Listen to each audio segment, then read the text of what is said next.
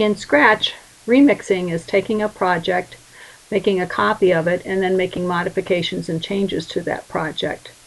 Some of the reasons why you might want to remix a project are to learn more about programming and scripts. You also might want to customize a project. And another reason is to correct errors or modify a project to make it a little bit more aesthetic. I'm going to demonstrate remixing with 3 different projects. The first project is one I found when I was searching for math projects. It's called Addition, and it's one that starts with a green flag. There are no notes or credits, no information with it. And I click the green flag. The cat asks, "What's your name?" So I'll type it in the input box and hit enter. And then cat says, "Let's try to do some maths problems," and comes up with a multiplication problem. I'm going to type what, because it said it was addition. Check it, and he says hard luck. And I'm going to stop here. Okay, now there's several things I could do with this. Right now I notice that the title is wrong, where it says addition and it's doing multiplication. I'm going to flip inside right now to take a look at it. And it's a fairly simple program. Some of these blocks may be a little unfamiliar to you, but I'm just going to kind of go through what it says. When the green flag is clicked, the score gets set to 0. The cat asks, "What's your name and weight?" And then he says, and there's an operator block to join hello and your answer to whatever your question was. And then he says, "Let's try some maths problems." I can make a change right here if I wanted to, because we say math instead of maths. But the first thing I'm going to do, though, before I get too involved in this, is just click on the remix button here, because this saves a project, a copy of it, and then I can add my own ideas to it. Remixing is encouraged on Scratch. And it shows that I'm doing an addition remix here, and I could rename this if I wanted to. So now this is a project that I can change. So I'm going to click in here and change maths to math. Let's try some math problems. And there's going to be 10 problems. The first number is set randomly 1 to 100. Number 2 is set randomly 1 to 100. Let's say we're going to be doing our math facts. Let's change this 1 to 9. 1 to 9. And then the question is asked, what is number 1 times number 2? And that gets asked by the cat. Since it says addition, let's change that to a plus.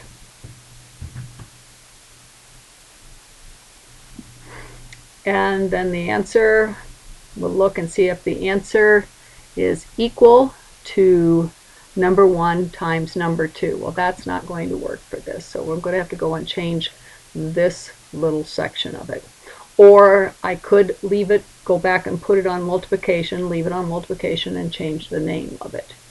I'm just going to go into the operators section. Is actually a couple of blocks put together. I'm going to click on the multiplication sign and pull out this, and I'm going to pull over the addition one instead.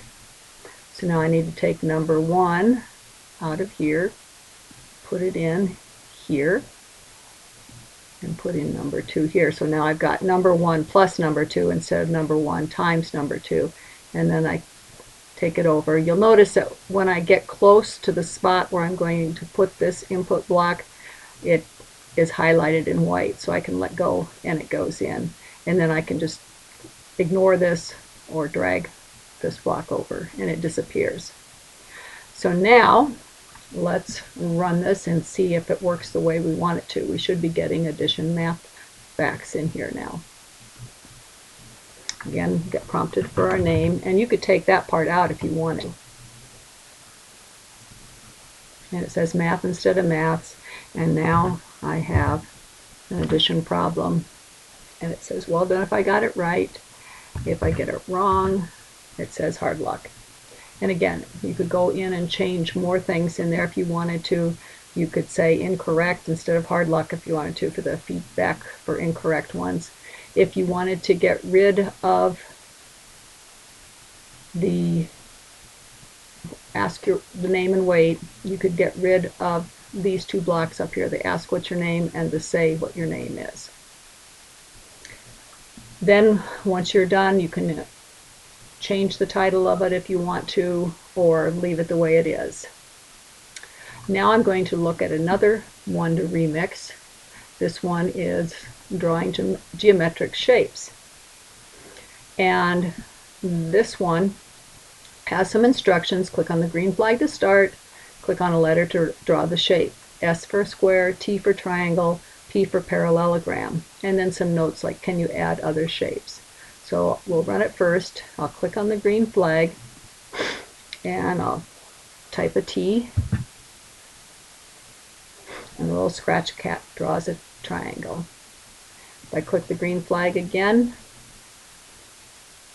let's see, I want to draw a P this time, parallelogram.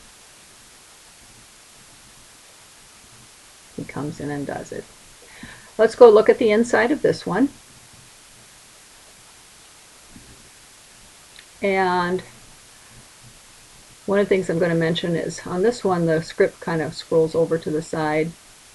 That's okay, but you got to look around to see what the different ones are. And you notice that there's a similarity with the different ones. When T is pressed, I'm going to clear the pen, wait a second, show the cat, the small cat.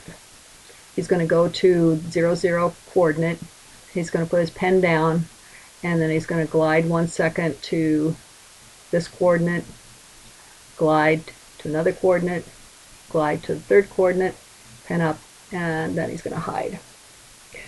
This is pretty straightforward. It's kind of interesting that in this one the sides are, the cat is drawing each side. You have a little command for each one and going to the coordinates. I'm going to put in a new script, and this one is going to be for drawing a circle. One of the things I'm going to do is copy the triangle script, because I'm going to keep most of that script similar. So I'm going to copy it by duplicating, and I'll move it down here. Well, I don't want T to be pressed for a circle because it would do the triangle. It'd be a little confusing here. So I'm going to change when key pressed to C. I'm going to leave the clear, I'm going to leave the wait and the show. I'm going to have the cat go to the coordinates there. But what I'm going to change is this section here. So I'm going to split out my script by clicking and dragging apart the sections. Now if I do a circle, I'm going to need a lot of lines. So this could get very huge if I had it go from coordinate to coordinate. But there's another way to do a circle. I can do a repeat, and I can have an angle put in. And what I have to remember is that the inside angle has to be, the sum of the inside angles has to be 360. So I'm going to plan a circle that has 40 sides. So I'm going to have my little guy turn 9 degrees. I'm going to get my controller first so I can have a repeat in here. Repeat 40. And then I want to have him turn 9 degrees. So I go to motion, turn, and I'm going to change this to 9 and move 10 steps. And then I can put the pen up and hide here. So let's test this out. I'll press the C key, and there's my circle. I could continue and do other shapes and put in the little keyboard command for it. Again, if I want to keep my copy, I have to click on Remix to save a copy of my project. The last remixing I'm going to do is one where there's some aesthetic things I might want to change. This is a vocabulary and writing guide. So I'm going to click on the flag to start it. And it says to press the space key. Tells what you're going to be doing, 10 words.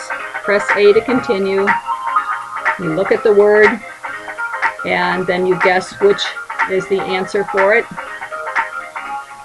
and continue on. And I'm going to stop it right now. One thing, personally, I find the noise or the music to be a little bit distracting, and that could be distracting for some students too. So that's an easy thing to change. Also, on the directions, sometimes it has the directions as lowercase, press lowercase c, or capital. And we could change this to be a little more consistent. And we can change how the different words appear on here. So I'm going to go inside the project.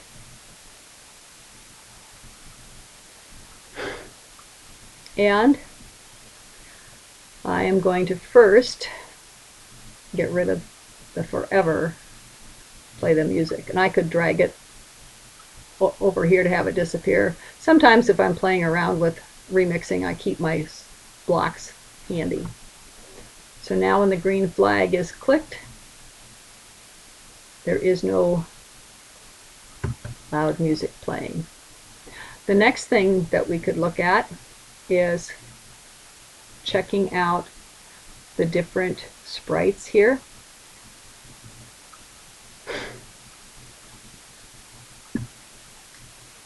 Each sprite has a separate costume, and sometimes the sprite you might want to adjust it a little bit, but this is the one. Chuckle was the one that had press C and it was lowercase. So I'm going to come over here into my graphic editor and get my select tool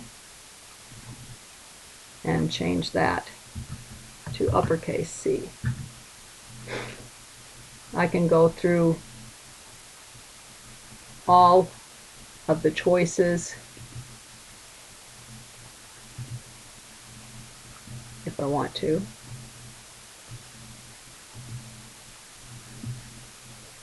And look at their costumes and make sure that the answer is,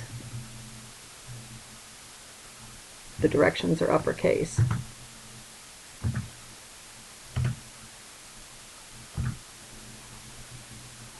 I could also go in and after looking at the different directions, I could go in and change the words and use different words, but I would have to make sure that I did them similar to the way they show up on the different stages, because we want to make sure that the correct answer gets indicated. So that would be something that you'd want to kind of go through and check as you do it. Again, if I want to save my changes, I have to click on the remix to save a copy of this, and then I have my own remix copy of it.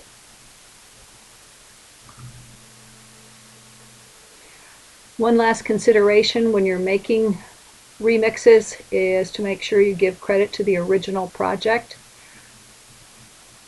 Let's click on See Project page, and you will note that the original project is listed here, so you won't forget to put that in there. You can also add notes or credit if you got ideas from other sources. How did you make your scripts? How did you use ideas or artwork from other people? Thank them here. And then there are instructions. Tell people how to use your project, such as which keys to press. It's important to put as much of the information here as possible to tell people how your project works. Some projects are very self-explanatory, but others need specific directions.